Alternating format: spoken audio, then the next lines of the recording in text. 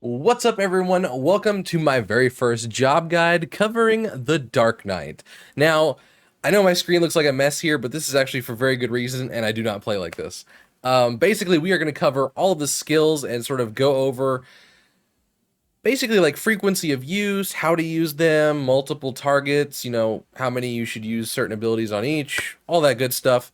If you've already sort of gathered this basic information, you can go ahead and skip on the timeline down below down there, guys, straight to the rotation. So, but for those of you who are somewhat new or unsure of how all these buttons work and maybe where to place them on your bar for convenience sake, let's go over that now.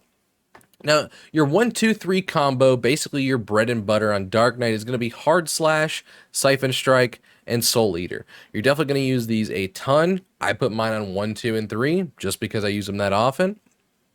And that's going to pretty much give you your blood gauge, heal you, all the good stuff. Another ability you're going to use quite often is Blood Spiller. Now, right now it's grayed out, but that's because it costs gauge to use. So you're going to still be using this quite often throughout many fights. It does a ton of damage. It's a really good ability, so definitely keep it close with those other ones. So once you sort of figured those out, let's talk about off the global cooldown abilities, and you'll see that I've sort of spread these out on the second bar just a little bit here. Now, these first four, I've all categorized them because these are essentially your 1 minute burst cooldowns. So you're going to throw a blood weapon ability, which is an ability that gives you 5 stacks. It's actually been buffed quite a bit considering you used to have to do this with like a 0.6 second window, and now you have so much leniency you can do it sort of whenever you want. And it gives you mana back, and it also gives you your blood gauge. The next ability is Delirium. Now, this will give you 3 free uses of your Blood Spiller ability we talked about earlier, or the AoE alternative to it. Also, a 1 minute cooldown. Now, Plunge is your gap closer. It recharges every 30 seconds, and you have 2 charges of those. Meaning, if you just let both those charges pool up, essentially you will use both of them every 1 minute. And the final ability is Carve and Spit. Now, this does share a cooldown with an AoE ability down here called Abyssal Drain, but you don't use that ability, honestly, hardly ever. Mine's actually not even keybound. It's just down there. So, yeah, those are your 4 basic 1 minute cooldowns, and you're going to use those within 1 minute cooldown burst windows. Edge of Shadow is an off the global cooldown, which essentially gives you your 10% damage buff, so definitely make sure you keep that rolling. But throughout most fights, you will have plenty of opportunity to just spam this ability just for straight damage. So that's something to pay attention to in keeping your buffs up, and probably to not drain your mana so much, because obviously our defensive cooldown, the Blackest Night, also uses this, unless you can be certain that you're going to pop that cooldown. Now, I happen to throw mine around and try to save people in the raid, and sometimes it doesn't pop when doing so, just because they get so much extra help from the healers and whatnot. But I usually play things safe and just try to make sure that we live through mechanics, especially early on, just so we can see stuff. So, depending on that, be sure to save some mana for other abilities. Salted Earth, it's right here by itself. This is because it's a 90-second cooldown. And the biggest thing with this is you're not going to try to line this up with anything. You're not going to use it with your 1 minute or your 2 minutes there. You're just going to throw it anytime it's off cooldown. It does a good chunk of damage, especially whenever you get that level 90 trait to turn it into Salt and Darkness. So pretty much just throw that one on cooldown. And then the last 2 abilities here are your Living Shadow, which has a 2-minute cooldown, and Shadowbringer, which, just like your Gap Closer Plunge over there, gets 2 charges, and they do recharge every 1 minute each, allowing you to use both of them every 2 minutes. So essentially the way that these abilities here are going to play out for you is you're mostly going to be spamming a lot of Edge of Shadows throughout the fight. Like I said, just try not to drain your mana down to 0. Salted Earth, you're going to use that every time it's off cooldown. Your 4 1-minute abilities here, you will use them every 1 minute. And then whenever your 2 minutes come up, you're essentially going to be using those 2-minute cooldowns along with your 1 minutes, because you'll essentially get those every other. So they will all come up to cooldown together. And that's pretty much simple for your off the global cooldowns and just damaging abilities. So let's talk about AoE next. Now, AoE is something that is a little frustrating for Dark Knights, because a lot of your abilities, hint, Square Enix hint, are a little bit lackluster. But starting off, whenever you have 2 targets in a fight, which honestly, Dragon Song Ultimate, the beginning fight, is a great example. There is 2 targets right off the bat. So using your Unleash and Stalwart Soul is actually really beneficial. Now, if you just read the raw potency, it doesn't look like it does more damage. But because you're gaining that mana and blood gauge faster, you're building your resources faster, overall just giving you a lot more damage in the long run. So again, that's on 2 targets plus, okay? Whenever you finally hit 3 targets within a fight, you can then switch over from your Edge of Shadow abilities to this Flood of Shadow version. It does the exact same thing, just an AoE version.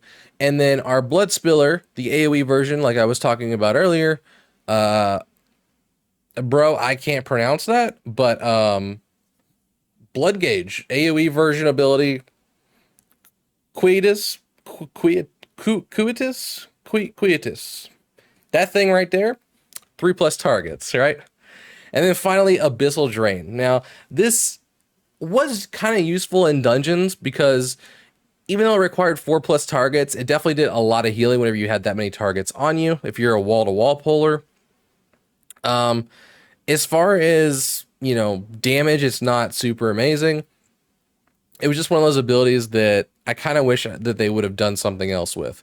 But now that we have Living Dead or whatever, giving us a ton of healing whenever we AoE in dungeons, I mean, I don't even really use this anymore at all. But again, technically, it is a gain on 4+ targets. So if you feel like putting on your bar, go for it. If not, you're probably not going to lose too much in that scenario, right? Mostly dungeon play, possibly a couple open world scenarios. And the last ability I want to talk about, even though it's sort of in its own little area here, is Blackest Night. Now, a lot of people look at this and go, wow, 25% shield health, you know, 15-second cooldown. Some people think, wow, that thing is terrible. Some people think, wow, that thing is really insane. And both those groups aren't technically wrong, right? So if you use Blackest Night on its own with nothing else involved, it's a bad cooldown. It's just a shield, right? Shields get eaten away really fast.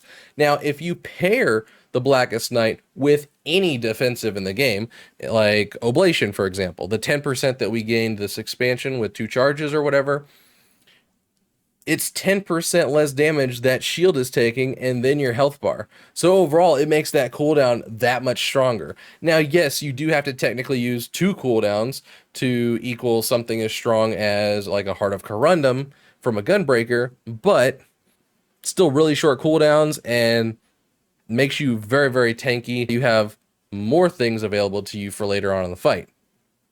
So just my 2 cents there. Moving on to the rotation portion of the video here, we're going to break this up into pretty much just a full 3-minute fight. That way you get to see the opener, 1-minute burst, and your 2-minute burst windows on Dark Knight, as well as filling you guys in with all of the abilities that go on in between. Now, whenever you're pulling the boss, there are 2 main ways you can do it. Regardless of which, you're pretty much going to start off with Blood Weapon buff up. Now, it used to be a really tight window where you had to do this like 0.6 seconds before you actually hit the boss, but due to some changes recently, we have a little bit more leniency of a window. So the major thing to note is it depends on if you're actually going to be main tanking the boss. Now, I personally have a warrior co-tank, and just because Holmgang has a short cooldown, we usually just let warrior immunities go first. It also allows me to focus more on my actual opener, since Dark Knight does a huge amount of burst right at the beginning of a fight. Same way Gunbreaker does. So I start off with Enmity off, but if you are going to main tank that boss first, then basically throw up your Blood Weapon buff and then provoke instantly, and then start your rotation from there. So I have a little sort of a skill tracker here that shows what abilities I'm pressing on my keyboards. So as we go in further, you see that I threw up my Blood Weapon buff, which is going to give me my resources, my blood gauge, and my mana.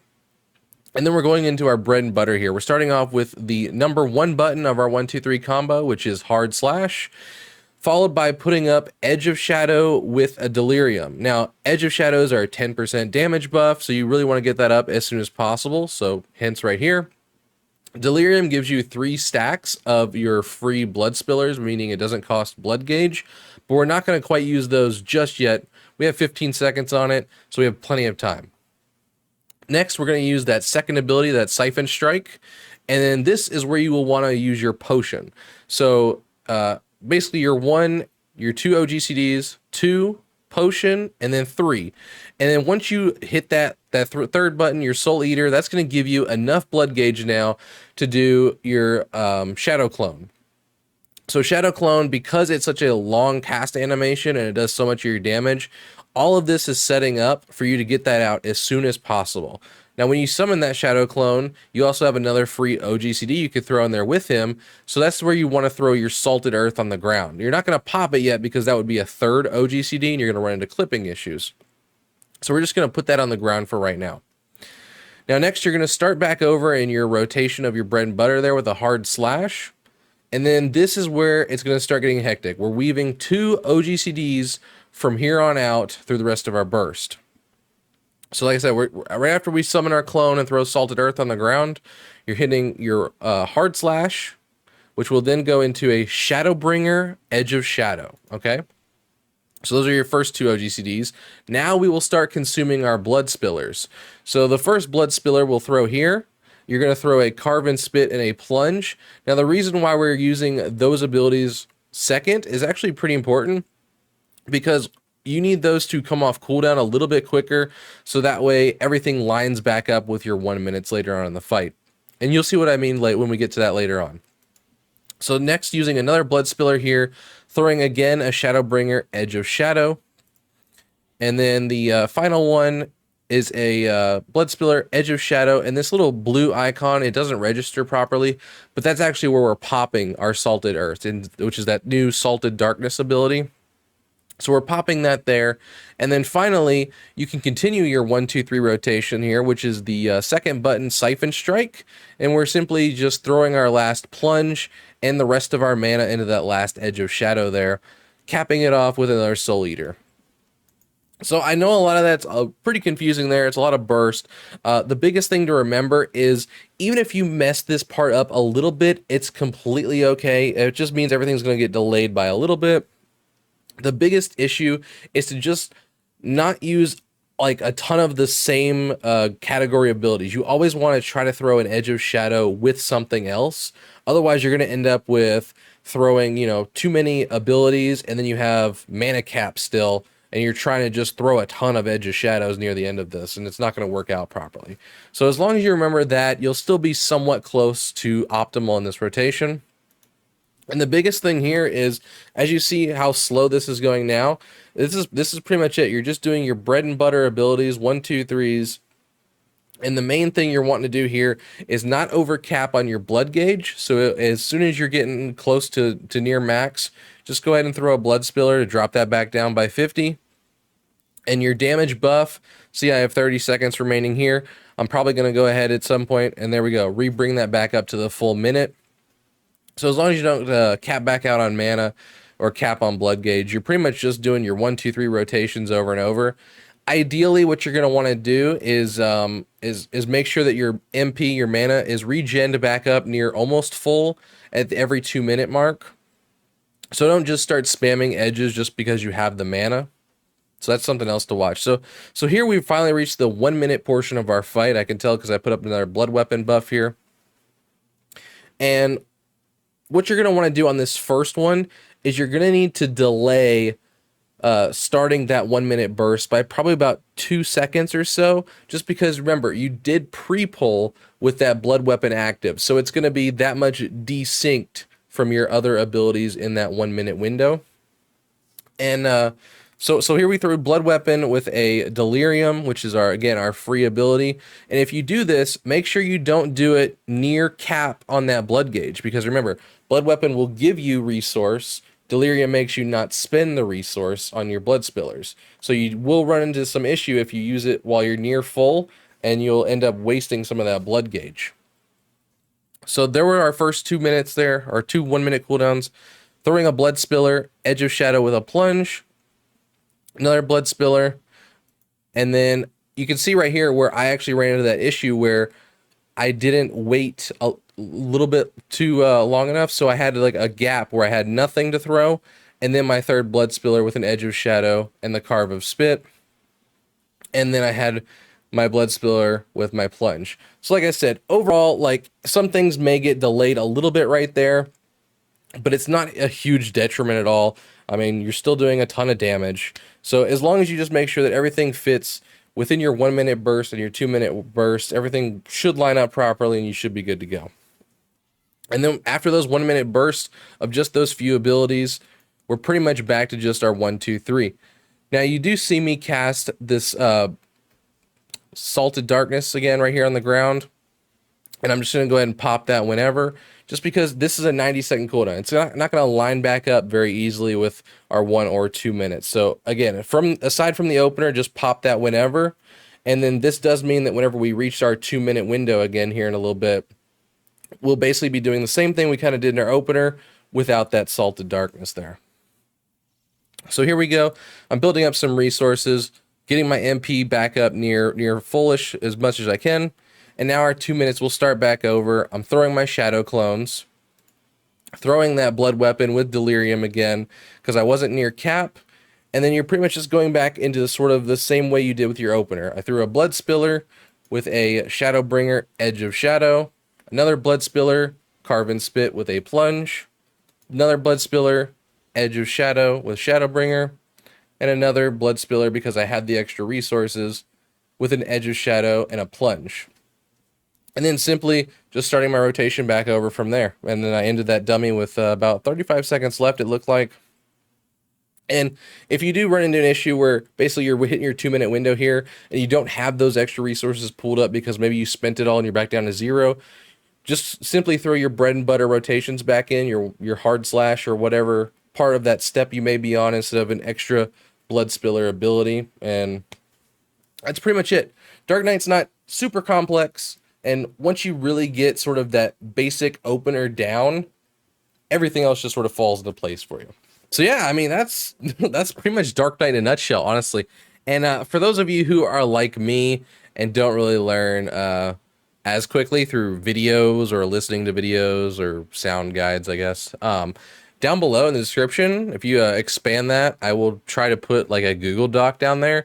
And I'm thinking about listing like a opener rotation with a 1 minute, 2 minute cooldowns, some notes in between for you guys. That way you can just slap that up on your second monitor if you have one and just sort of glance back and forth and practice that opener, get that down, because that is pretty much the major part of Dark Knight and why it's so good is you get that huge burst window at the beginning, and then you sort of trail off around like 6k DPS or so around the average end of the fights. Another thing is leave some comments down there for me. I know that a lot of you guys have been actively leaving me comments and responding on my community tab whenever I post stuff. So keep doing that. It helps out a lot, especially whenever we start making future videos. You know, I mean, for this video example, you know, let me know if it was too fast, too slow, a little sloppy, a little all over the place, because I'm definitely a little scatterbrained at times. And, you know, that way if we have patch notes, future expansions, other jobs that I want to cover, it helps me improve those videos for future stuff. Also, if you happen to see my videos pop up on your little sidebar all the time, you know, consider hitting that bell down there, because once we hit 1,000, I think we're planning on maybe doing a nice little giveaway, possibly some peripheral of some sort. I'm thinking like keyboard, mouse, headset, something like that.